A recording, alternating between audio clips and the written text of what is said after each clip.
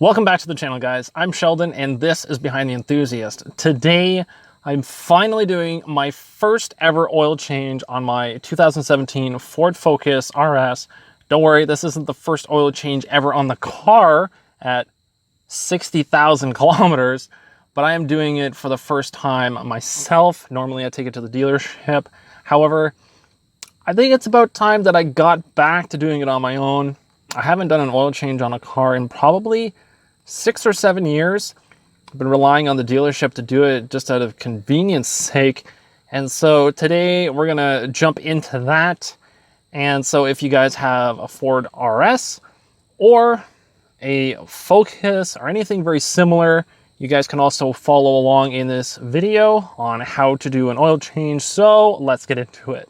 After pulling into the driveway, whether you were coming home from work or whatever, or just going around the block to warm up the motor, get all the oil nice and hot, you are going to want to pop the hood, obviously. And then you can get your drain pan, piece of cardboard if you guys are working in the driveway and don't want to ruin your back. Normally I use cardboard because I have a tendency to be able to slide across this, unless of course you have a graphic t-shirt on. Those generally don't slide too well. I have my pieces of wood. I don't know if I'm going to need all 3 of them or not, because I haven't actually been under the car in quite some time. So as long as I have enough room to actually get underneath there and actually get the drain plug undone, we're good to go. So that is the starting point. So I'm going to move the car up onto the ramps and then start the process. There we go. 3 blocks should give me enough clearance to get this pan underneath. And then I'm going to go get my wrench and make sure that you guys have the e-brake on.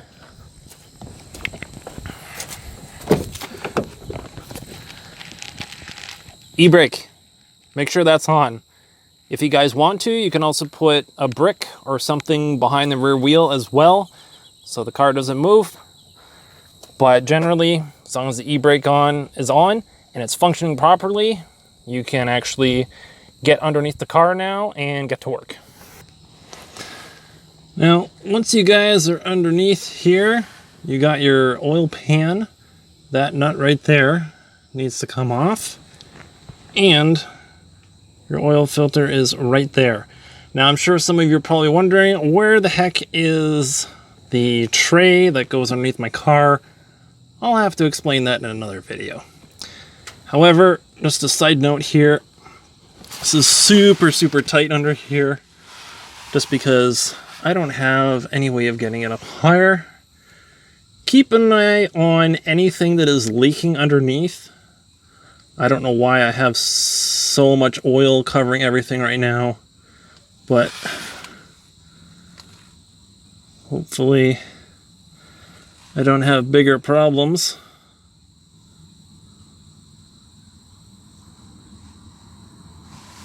But get a nice visual inspection underneath.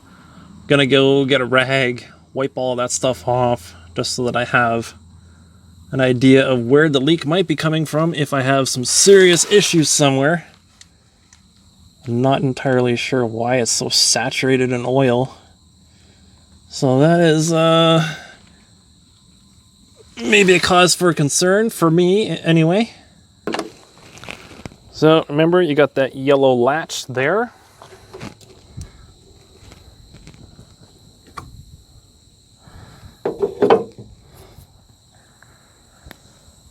All right, there we go. Oh, geez. I haven't cleaned this in a little bit. There we go, upside down. Turn it around for you guys. Now you should be able to read that. 5W50. And check that. It will be hot. If you guys want to, you can wear gloves, whether it be latex ones or textile ones. Generally, you just loosen that off. I saw a little bit of steam coming out there, so this is clearly hot oil. Yeah, lots of steam coming out there. I don't know if you guys are going to see that or not. Lots of steam. So basically just popping this off like that, obviously steam's coming out, but it allows the oil to drain out quicker on the underside. So I'm gonna go grab my wrench, pop the drain plug off. Hopefully I don't make a mess, because at the moment I don't have gloves on. I don't know where my latex gloves are. So crossing my fingers that I don't burn myself and I don't spill any oil in the driveway.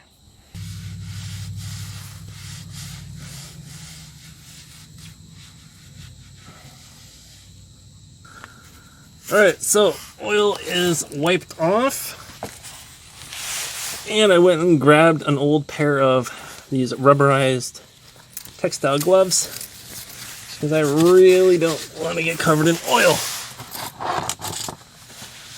So,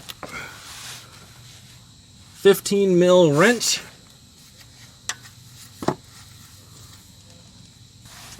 Oh, that sucker's on pretty tight. You can see this is going to be lots of fun.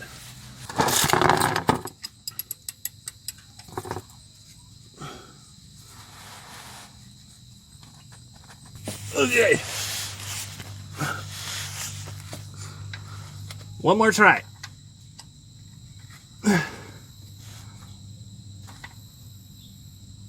Okay, so apparently punching it works. Okay, that's definitely loose now.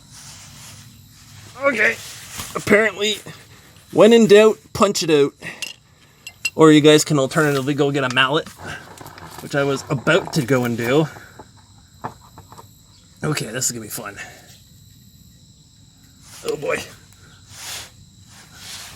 Let's see if I can do this without making an absolute mess.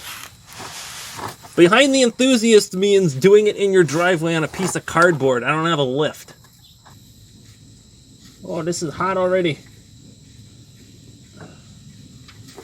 Almost. Oh. Hoo-wee. Okay, oh, that's fun.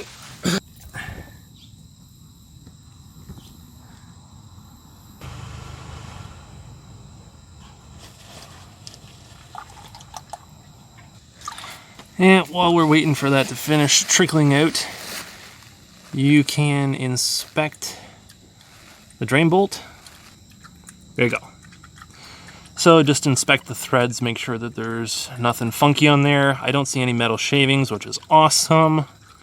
So I believe we are good to go once this is finished draining to put this back in. And then of course, then we're on to taking the oil filter off, which hopefully is a little bit easier. All right, so once you've done that, make sure to tighten the drain plug back, righty-tighty, lefty-loosey. Make sure that is snug. And now, the filter, I don't know if I'm going to be able to get this off by hand. Generally, you do hand tighten them. I do feel it moving, because like I said, I do have rubberized textile gloves on.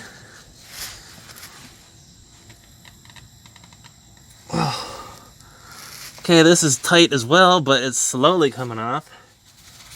Holy smokes.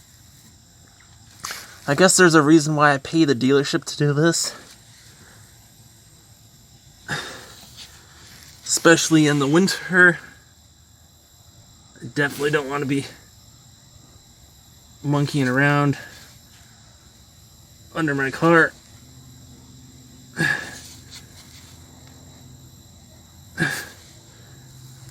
Okay, that is rather loose. So I'm going to slowly drag this over so I don't spill any oil. When you take the oil filter off, there is going to be some residual oil in there, perhaps collected in the filter, but still also above the filter as well, which will spill out. So be careful with that. If you're using cardboard like me, and you have a good piece of cardboard, you do not want to ruin it. There we go. That is completely loosened.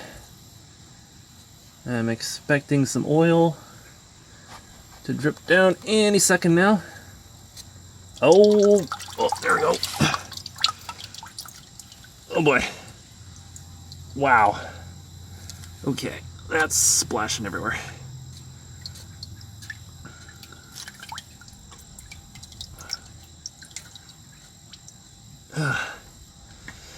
Well, good thing these are old gloves. I am making a complete mess of them right now.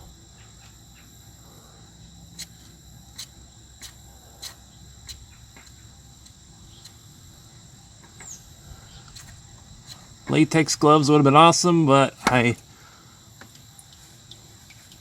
don't have them at the moment.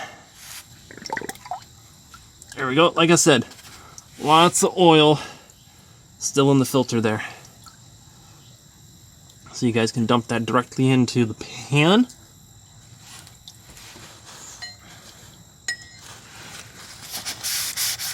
Make sure you get all those drops of oil on your cardboard. You don't ruin it. Whoo-wee. This is so much fun. Alright guys, while that finishes dripping, I have to get everything else all sorted out, which means getting out the oil, Castrol Edge, synthetic 5W50 5-liter jug. I believe the owner's manual said 5.4 liters, so I got a single-liter jug as well to cover my butt on that. Fram filter, I've always had really good experience with Fram. I've used Fram all the time on all my other vehicles. Mind you, I've only ever owned Subarus prior to the RS. I've always used this. I've generally used synthetic oil as well. I did not use Castrol before, however, my brother did recommend this stuff. And it was on sale. So I saved a bit of money there. So this is the filter. I went to Canadian Tire, so I used their program, told them what the car was. This is the Fram filter, this is the crossover number, because I am not using the Ford one, which I took off. So that is what I'm using. I'm gonna open this up and show you guys how to prepare the filter before you put the new one on. Now, just as a reminder, you guys do want to put a little bit of oil on the O-ring right along here. So I'm going to do that in a second, just because I don't want to get oil on my hands while I'm filming for this. And just so you guys are aware, just doing a little bit of a comparison here between the filters. They are exactly the same size. I know in a video that I watched, the guy ended up using a larger filter. I didn't do that. I just went for the regular size one. So, like I said, got to lube up this O-ring and make sure the other O-ring came off on that filter right there. Make sure that O-ring is still on there.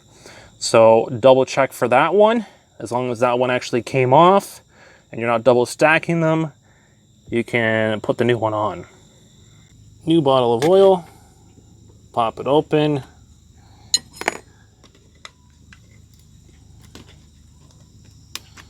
Try to make sure that none of this seal goes inside the bottle. We do not want that. Nice fresh oil, ready to go. You can use the fresh oil on the O-ring here. Make sure I got all my garbage so it's not blowing around. And I don't know where that is. Okay, this is going to involve two hands, so hold on a second.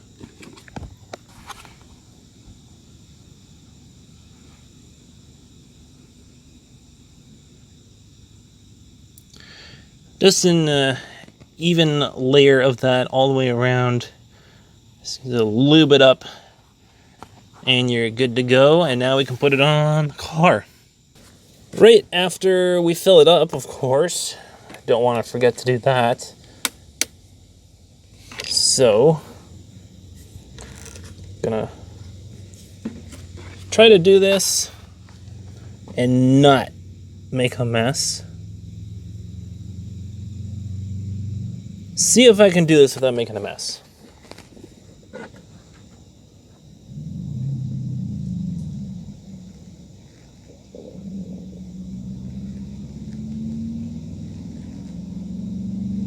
As you guys can see, it's not visible anymore. You got to let the air bubbles come out. And then you put a little bit more in again. Now it doesn't have to be right to the top. Obviously, if you guys are getting a little bit nervous of making a mess or wasting oil, just get it as close as you possibly can to the threads there. As long as you're pretty close, that's all right. Don't have to get it right to the line.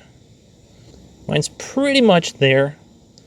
I'm gonna go just a little bit more. Just before you guys put the filter back on, it's always a good idea to inspect where it's going back on. Just dab it with a paper towel or a rag. Hopefully you guys can see that. There is a nice shiny surface there. And then on the left, right by my finger there, a little bit of buildup there. Probably just a little bit of burnt oil or grease or something. Make sure that you clean all that stuff off.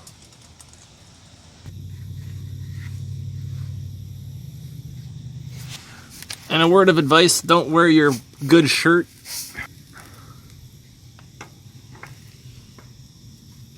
So just make sure to hold it up and slowly tighten it by hand. Make sure the threads are aligned properly. Always remember, righty-tighty. Using my left hand. It's a little bit awkward underneath here. My left hand is not likely to over-tighten anything because I rarely use it.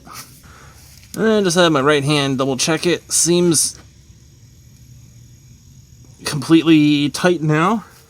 Okay, that's strictly by hand. And pretty sure that is 100% on there. Now keep in mind, provided you guys wiped off all the oil, you can check for leaks once you put oil back in the engine and start it up. So we're gonna flip back over to the top side and fill up the engine. All right, so here we go. Undo that. I can sit right there. Do a little bit of an inspection on the O-ring. Just get into the habit of checking things.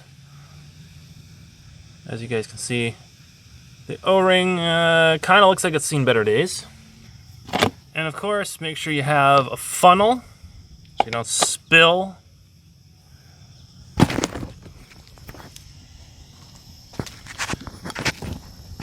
I'm gonna try to make it so that you guys can actually see what I'm doing here. I'm new at this. It's the first time doing an oil change and it shows.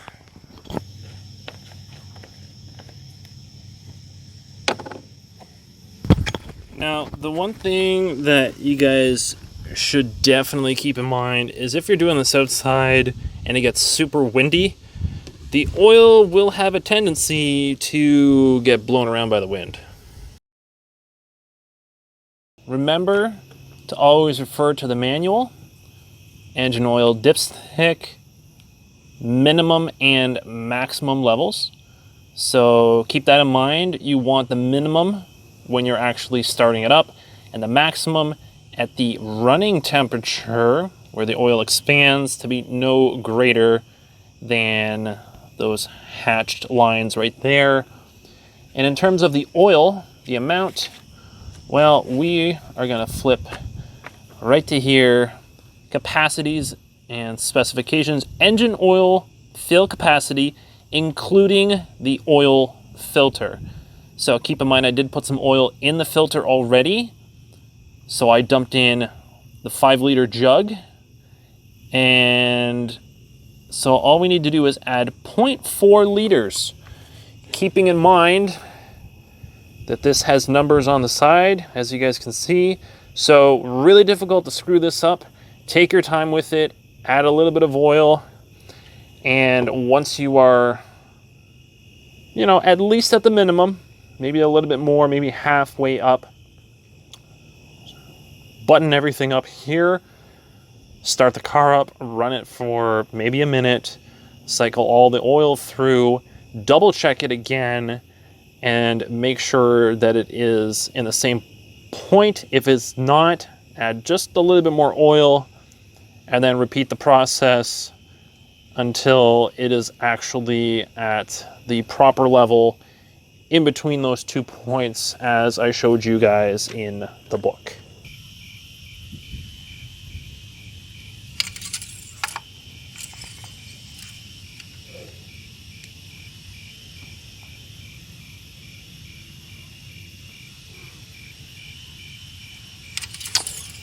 About 3/4 of the way to max, so now is a good time to start up the car. Put the cap back on for the oil, and then double check the oil level, of course, and top it up as needed. All right, so just give it a minute. 59,956 kilometers on my RS. Almost 60,000, and I'm finally doing this first oil change on my own. Like I said, the dealership has been doing all the oil changes up until now. And the one final thing that you need to do, provided I do this correctly, you turn the car on and you push on the brake and the gas at the same time to reset the oil service notification.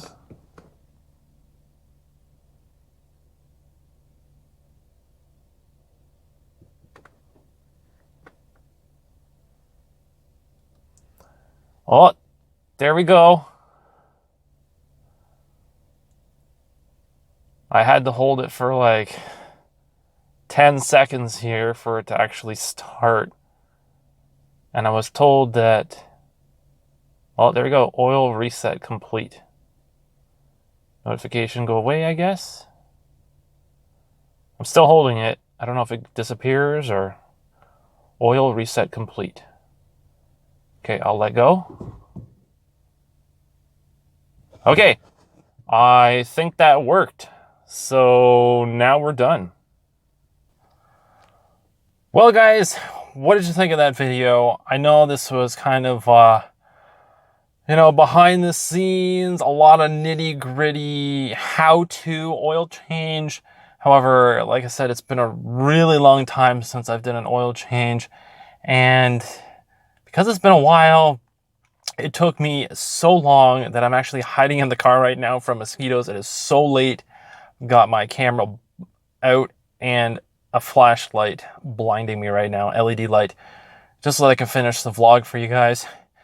And so obviously you guys want to resort to your owner's manuals anytime you guys have any questions, any specifications, the types of oil, that sort of thing, or go have your dealership do it, or ask your dealership what you should be using. You could also go and buy the oil filter there as well if you want to. I don't think I'll ever do that necessarily. However, the Fram, like I said, I've always had a good experience with those ones. And so I checked the oil one last time. It's pretty much right where I want it to be. However, one thing that you guys want to remember to do once the oil level is exactly where you're wanting it to be, you have to go back underneath the car, make sure to check for any leaks. I did notice a little bit of oil on the oil filter. Now this could be because I was kind of fiddling around while trying to screw it on. Some of the oil could have trickled out and down the side. So I'm not concerned about it yet. However, I'm going to go underneath the car right now before I pack everything away. I'm going to wipe off that oil that I noticed and then start up the car, take it off the blocks, let it sit overnight. I will probably ride my motorcycle tomorrow and check the car when I get home, see if that leak is persisting. If it is, I'll just double check to make sure that I actually have the oil filter on completely tight. And if I do, then it's something that I may have to dive a little bit deeper into, but I'm not concerned about it just yet. So if you guys like this video, make sure to smash that like button so I know that it's working. If I missed anything, leave a comment down below. If you guys have any recommendations, also leave those as well. And for anyone who is interested in what unfortunately happened to the RS in the winter that I have yet to make a video about, put a request down below. I want to see some comments saying, what happened to the RS? So that video is coming up before the season ends. So make sure to subscribe so you guys don't miss out on that one. And I will catch you guys in the next one. Thanks for watching.